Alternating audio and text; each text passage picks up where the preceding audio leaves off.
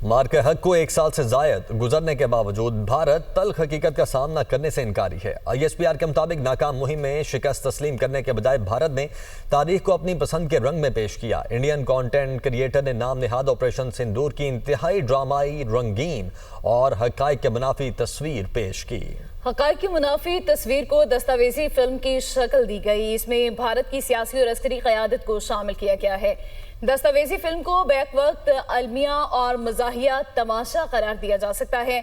मुंतखब और एडिट किए गए इंटरव्यूज, जज्बाती बयानिए और बॉलीवुड तर्ज की फिल्मी मंजर कशी की गई। मार्के हक के दौरान मुसल्लह अफवाज ने भारतीय जारहियत को नाकाम बनाया। पाकिस्तान ने 8 भारतीय फौजी तैयारे मार गिराए। उसके बाद ऑपरेशन बुनियानुल मरसूस शुरू किया। 26 फौजी अहदाफ को निशाना बनाया। वो तनसीबात भी निशाना बनाई गई जिन्हें पाकिस्तानी शहरियों को निशाना बनाने के लिए इस्तेमाल किया गया। पाकिस्तान के खिलाफ दहशतगर्दी को हवा देने में मुलव्विस इदारों को निशाना बनाया गया। तो मार्के हक को 1 साल से जायद गुजरने के बावजूद भारत तल्ख हकीकत का सामना करने से इनकारी है। ISPR के मुताबिक नाकाम मुहिम में शिकस्त तस्लीम करने के बजाय भारत ने तारीख को अपनी पसंद के रंग में पेश किया।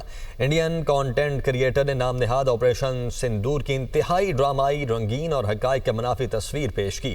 हकायक के मुनाफी तस्वीर को दस्तावेजी फिल्म की शक्ल दी गई है। इसमें भारत की सियासी और अस्करी क़यादत को शामिल किया गया है।